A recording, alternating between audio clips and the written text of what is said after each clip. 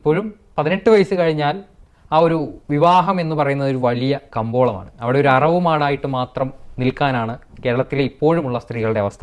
അതിനുശേഷം വിലപേശലാണ്. സ്ത്രീധനം ഇത്ര കിട്ടിയാൽ ഞാൻ കെട്ടാം, അല്ലെങ്കിൽ സ്ത്രീധനം കുറഞ്ഞു പോയതിൻ്റെ പേരിൽ തർക്കം.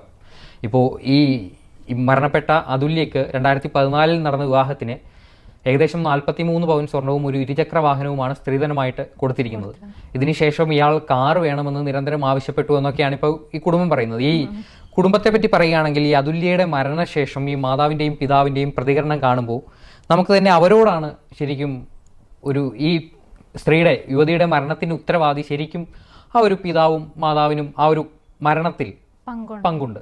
തീർച്ചയായിട്ടും അവര് ഇപ്പോൾ കെട്ടിച്ചു വിട്ടതിന് ശേഷം മകൾ ഭർത്തൃ വീട്ടിൽ എന്തെങ്കിലും അസ്വാഭാവികമായ കാര്യങ്ങൾ നേരിടുകയാണെങ്കിൽ, ഭർത്താവിൽ നിന്ന് സഹിക്കാൻ വയ്യാത്ത പീഡനങ്ങൾ നേരിടുകയാണെങ്കിൽ വീട്ടിലേക്ക് വിളിച്ചാൽ എന്തായിരിക്കും ഒരു സാധാരണപ്പെട്ട കേരളത്തിലെ ഒരു സാമൂഹിക ചുറ്റുപാടിലെ ഒരു വീട്ടിൽ നിന്നുള്ള പ്രതികരണം എങ്ങനെയായിരിക്കും? നമ്മുടെ ജീവിതം ഇങ്ങനെയാണ്, അതിനോടനുസരിച്ച് നമ്മൾ പൊരുത്തപ്പെടണം. പലതും എല്ലാത്തിലും ഒരു സഹനജീവിയായി മാത്രമേ സ്ത്രീയെ കണ്ടിട്ടുള്ളൂ. ആ സ്ത്രീ തിരിച്ചൊന്ന് പ്രതിരോധിച്ചാൽ എന്തായിരിക്കും അവസ്ഥ? നമ്മുടെ വീട്ടുകാർ പോലും ഭർത്താവിനെ ഒരു സ്ത്രീ മാനസികമായിട്ടും ശാരീരികമായും പീഡിപ്പിച്ച് അത്തരത്തിൽ ചെറിയ അപൂർവമായിട്ട് കേസുകളൊക്കെ സംഭവിക്കാറുണ്ട്. പക്ഷേ ഈ സ്ത്രീകളാണ് മെജോറിറ്റി ആയിട്ടും ഇവിടെ വിക്ടിംസ്.